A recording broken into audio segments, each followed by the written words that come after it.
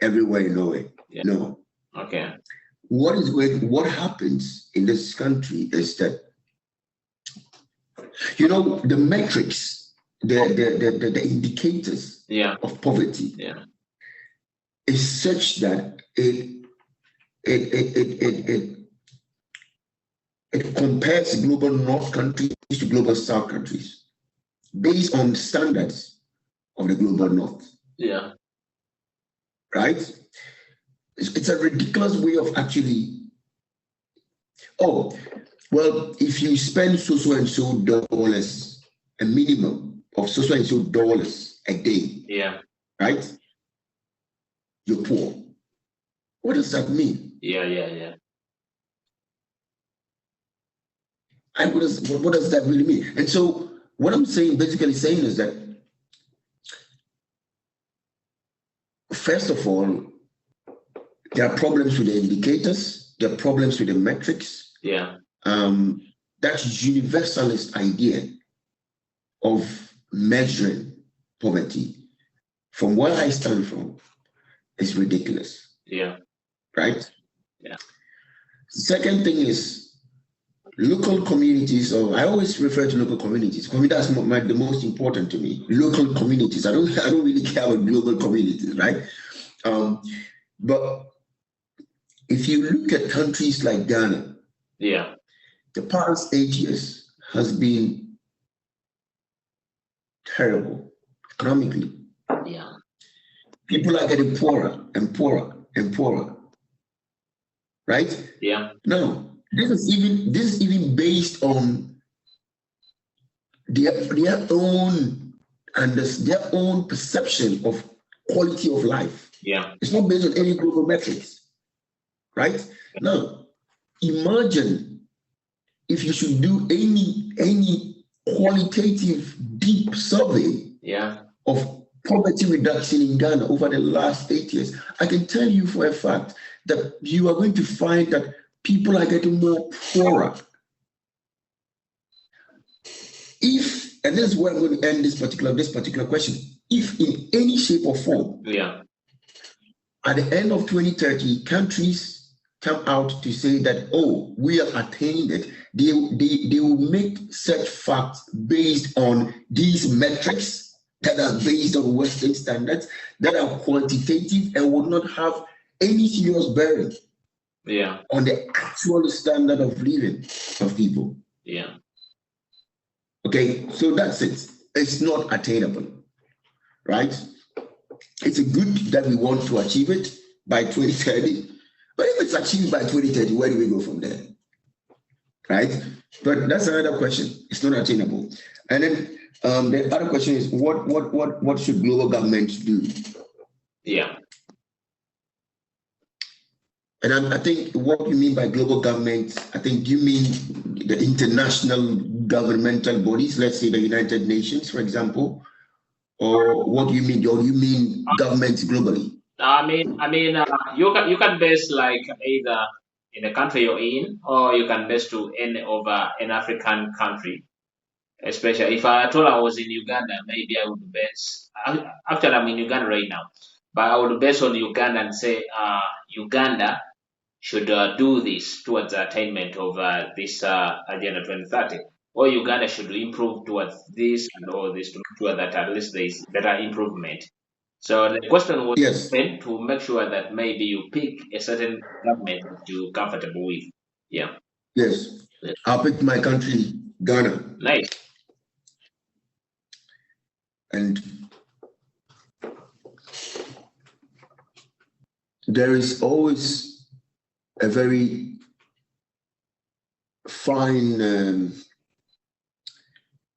thin distinction. Not even thin. It's actually a very great distinction. Forget about it, between economic development and economic growth. And this is classic. Yeah. Right. I think that my government, the government of Ghana,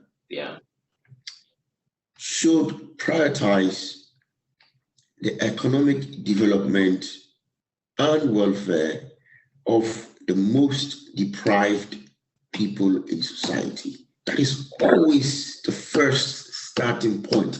If you miss that turn, you always come back to it. And let me give you an example. And this is a really terrible example, but this is what a country like Norway did. Norway was as poor as it could be in the 40s and 50s. You should actually read about this country. I will. Kenneth. I will. They were poor. Yeah, sure. Ghana in the 40s was not as bad, was not any worse off than Norway. Yeah. When they discovered oil in the 60s, what they did was that they asked for advice. What should we do with this oil? They said a lot of money, a lot of oil. Yeah. And apparently they got an advice from an Iranian expert who suggested to them that the revenue or whatever, this resource, this oil resource, whatever is giving you, must be invested in social welfare, the welfare of the people. Don't privatize it. Just turn it into everyone's property so that everyone would benefit from it. And with everyone, make sure that the poorest of the poorest are getting more. Focus on that. And that is what they did. And so if you want to know what made Norway magically this powerful with a lot of economic social welfare, it's because they focused on the poor. Meanwhile, Western society, Western economies, Western economists will come to you while you discover oil in Africa and tell you to privatize it.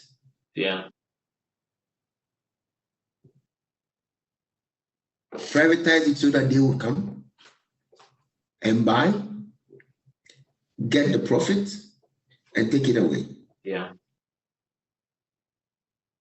So this country is a really good example to a lot of developing countries because they prioritize the poor, and that is what governments globally should do.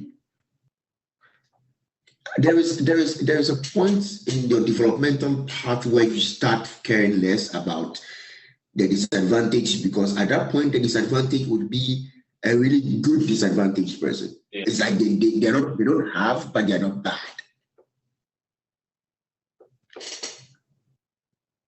So it's not like forget about the sustainable development goals, but think about them. But in attaining them, you should turn your focus to the disadvantaged.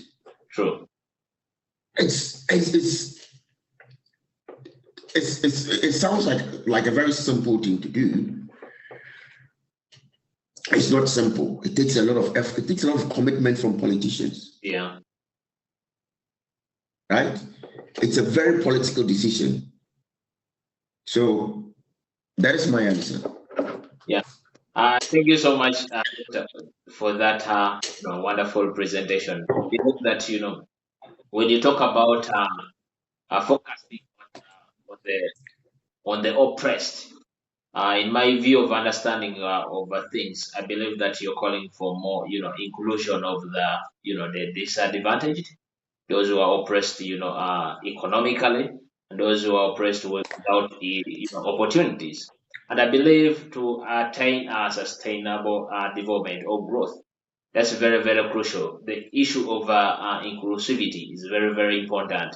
So basically, I really appreciate that insight, and I believe that in one way or the other, at least global governments inclusive of Uganda or Ghana, at least we should mainly prioritize the needs of the oppressed in order to achieve sustainable peace, in order to achieve sustainable alleviation of poverty or reduced alleviation of poverty. Yeah, Doctor, it's been a wonderful session with you. I mean, the interview would last for about 40 minutes. I really appreciate actually this day. I don't know. The interview has been so wonderful. I feel like we should proceed, but I know you have a very busy schedule ahead. I don't know if maybe in future we'll spare some time for us again we hit your inbox and you spare some time for us and we discuss this. I really appreciate the time. And the information you're sharing with us is really very, very rich. I mean, every time I keep learning, and I've learned actually from you again that, actually these sustainable development goals are not easily attainable by 2030. You understand? It will call for a lot for them to be achieved. Other than said, Yes. On top of that, still I will request that maybe in the nearby future, if I reach out, I really appreciate the debate that you've given us. I really appreciate the information that you've given us. Maybe based on that, you can, if you don't mind, you can give us, any words of, encouragement or your last words to the people who will be viewing this video after it's been uploaded, or your recommendations to either government or to the people in power and those people who make, who take decisions. This is Global Talks. Yes, thank you very much for inviting me. I think that I enjoyed sharing my 2 cents. It's a good job. It's a good thing that you guys are doing, trying to hear from other people, hear other opinions, and I really appreciate it. What I can say is that, look, we have to be critical of global standards, best practices, global goals, and this, and they're not just, they're neutral. They're never neutral. They're political. They're based on political ideologies with a little bit of scientific backing. But we have to be critical about it. We cannot just take them as they are and see them as like the Bible to development. We cannot do that. We have to be critical. And being critical about it is asking questions. Is demanding answers. Transparency, but also giving feedback based on our real life lived experiences of whatever situation that these metrics or these standards or these goals are trying to attain. Right? Are they realistic even? We have to be critical about it. And so I'm ending this by saying that at the end of the day, I mean, perhaps I didn't say it from the beginning, but I am not a fan of the neoliberal economic agenda. I am more or less a little bit more center left. Personally. And so I believe that the right way forward is always the way that prioritizes the least advantaged person in the room. And that's my personal philosophy as well. If we are 10 people in a room, and we want the room to be better off,